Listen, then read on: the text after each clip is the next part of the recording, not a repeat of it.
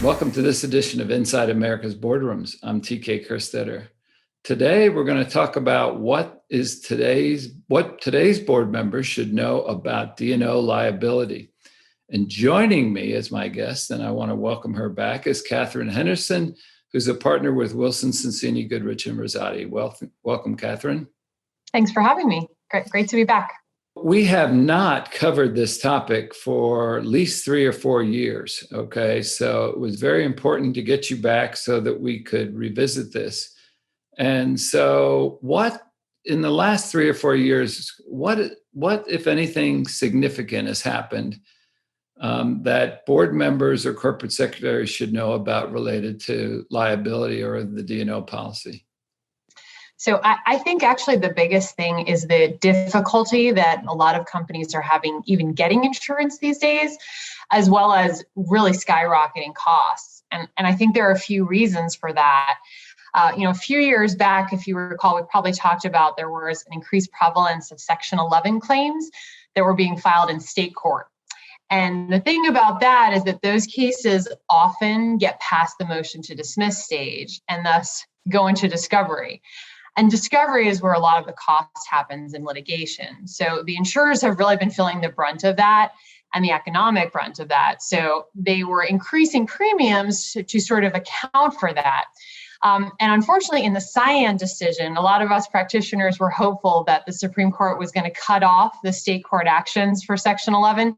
And unfortunately, that did not happen. So we still have that burden for the insurers, which the companies are now seeing in premiums. We also were hopeful that there was a recent decision by the Delaware Supreme Court in the Salzburg case, which upheld the validity of forum selection bylaws. And we were hopeful that that would help kind of ameliorate some of the effects we were seeing from these Section 11 cases, because companies could then, essentially opt out of the state court.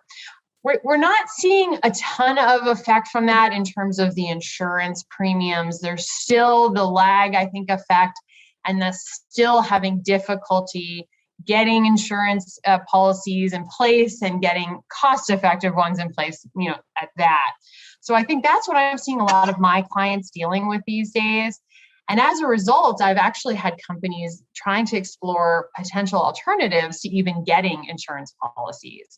So a lot of folks are exploring self-insurance. So if you have a lot of cash on your balance sheet, the directors can sit down and say, okay, is it worth it for us to have to pay? In some cases, I'm seeing double-digit $1 million premiums to get this insurance policy in place, or can we think about a self-insurance option?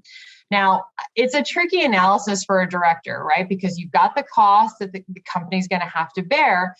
But you have to weigh that against, is a director even willing to sit on the board without adequate protection, right? So that's a tricky balance. I've seen some folks say, we've got a lot of cash. I don't think we need to have a huge tower. Let's self-insure, maybe for just a portion of it. The other thing folks are doing is looking more towards Side A policies. Now, Side A is a policy that just covers your directors and officers for non-indemnifiable loss. So where the company can't jump in for one reason or another under Delaware law, these Side A policies will step down. They're very rarely triggered because Delaware law is pretty generous to our directors and officers, and they allow for indemnification in most cases. The big exceptions are if a director or officer is held liable to the company, so the company can't reimburse that damages because it would be somewhat circular if you think about that. The other situation would be if a director or officer is found to have acted in bad faith or against the company's interests. So those are pretty side case issues. And so I've seen a lot of directors sort of weigh the potential exposure from that non-indemnifiable loss.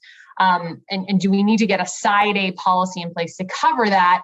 Because the company can't indemnify in those cases. So I think that's the biggest change that I've seen, TK, is directors having to sit around the board. And it was almost a reflexive thing in the past of, okay, what's our insurance going to be? Let me see the tower. Let me see the costs.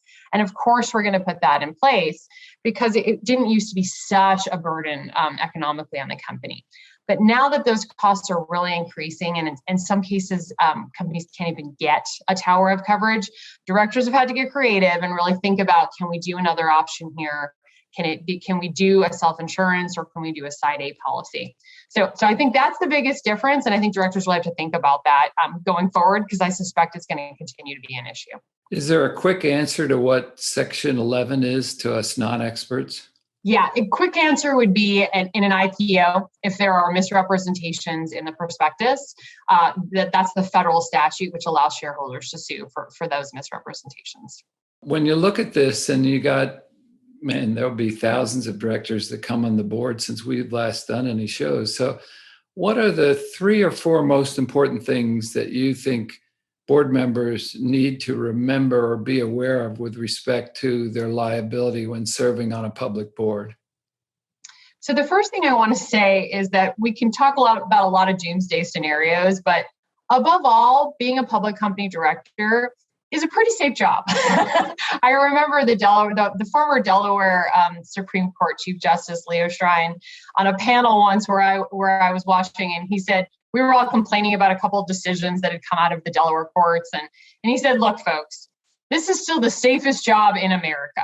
It is so rare that you would see a public company director face personal liability for something they had done on a board. And he's like, so let's not all act as if the sky is crumbling here. And that's still true, TK. It's a very rare situation where a director on a board that's done their diligence and is acting in good faith is ever going to see any type of personal liability. So take comfort in that. I would say the big exception, and this is my second point that I really want to focus on, is a loyalty violation. That's where the plaintiff's bar is focused these days. That's where the Delaware courts are focused these days. It's conflicted transactions. So if you're a director and you have any sort of divided interests, so you have a personal interest in the transaction, or you work for a company that does, or you have some sort of outside potential conflict there, that's where you need to pay attention, and that's where you need to be careful. You want to get experienced governance counsel in place, because there are things that we can do from a process perspective to really help protect the director. But that's where the director needs to pay particular attention and be careful.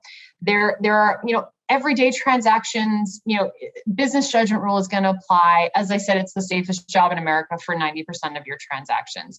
That 10% where you've got that potential conflict, that's where you pay attention. The other issue I really wanted to flag is I'm going on now about how personal liability is very rare and you don't have to worry about it, but litigation is not. We're continuing to see a lot of litigation filed, particularly on these types of loyalty violations. And we're seeing costs increase. The plaintiff's bar has gotten quite aggressive with discovery. The U.S. system allows for broad discovery. I often have to explain this to my clients overseas, that why they get such voluminous and broad discovery here. But that's our system, and the plaintiffs have gotten really aggressive and essentially going on fishing expeditions to see if they can overturn any rock, right, to find something. And that's where costs really can escalate. So you want to make sure that you've got a good tower of coverage to cover those costs. And the other thing I would say is on those policies, you want to make sure that if you've got this tower of coverage, that it's good coverage. Not all policies are created equal. So I think you've got to pay attention, make sure you've got someone looking at it. What are your exclusions? Duty to defend is something that I think folks need to pay attention to. Seeing some carriers put duty to defend provisions in, whereas in most D&O policies, they used to traditionally let companies and their directors choose counsel. And I think that's something you want to have flexibility on. So I'd pay attention to that. I'd pay attention to the exclusions. Make sure you're actually getting bang for your buck out of your policy. So my experience is that the duty of loyalty is a little clearer in black and white than the duty of care. It always seems like that's a tougher one, but the duty of loyalty should be something that every director can sort of get their head around and arms around pretty easily. But you had mentioned the policy, and I thought that it might be a good idea to end this by asking so many, and I get this question a lot, what questions, when I join the board, what questions should I be asking about my D&O policy. And you've talked a little bit about Side A. Would that be the number one thing to ask? So I think the first question that I would ask is, who's your carrier? Oftentimes you'll get just a summary of, oh, we've got $60 to $80 million worth of coverage in the tower. I want to ask, who's that tower made up of? As I mentioned in the beginning, some of our traditional carriers are not agreeing to cover on some of our companies these days. And we've got some carriers stepping in that aren't traditional in the D&O space. So I'd want to check into those and see, okay, if I've got a $10 million policy, am I going to be able to access that $10 million? What's their coverage positions been in the past? Will they step up when we really need them to step up? So don't necessarily go with the best price. I think you need to really investigate the carrier a little bit and make sure you're going to get what you think you're paying for. The second question I would ask is, has counsel taken a look at my policy in recent years? I found the carriers are being more and more aggressive, but there are things that we can negotiate for. And, I think it's worth having counsel take a look and make sure you've got the bells and whistles that you need in that policy. Severability is a good issue where I've seen some changes here. So severability is the language in a policy which allows the carrier to void coverage, essentially, if there's a misrepresentation. And, it's something that I negotiate a lot on when I'm reviewing a policy. And I've seen some of the carriers getting more aggressive and trying to make their ability to void coverage more expansive. So you want to narrow that down as much as you can so that if I'm an individual director, I'm going to make sure I have access to that policy as long as I didn't misrepresent anything. The final thing I would say, TK, is you want to make sure your indemnification agreement is up to date. Ask, hey, when's the last time we updated our form? Because I've found that sometimes companies haven't updated it in like 10 years. And there's some changes that we've made, and you want to make sure if you're a director joining a board that you've got the bells and whistles there.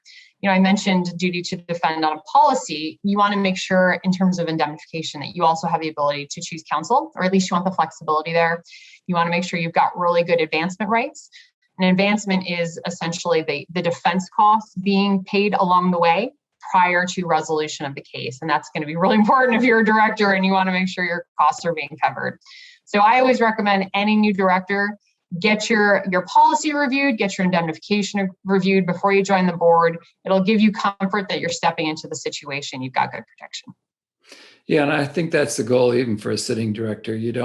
There's so many things swirling around right now. You really don't want to have to worry about policies or indemnification or your own liability. You want to, move on to the more critical issues that you have to cover. So I think it's always good, to visit these things and sort of get them organized, get them out of the way. And so I appreciate, Katherine, when you come in and update us on what we should be thinking about, prepare, and then forget about. So thanks for taking the time to update the audience. Thanks for having me. And that will conclude this edition of Inside America's Boardrooms. We hope you enjoyed the show. We'll be back again next week when we take another look at a critical topic that'll help you be a better board member or committee member. So we'll see you then.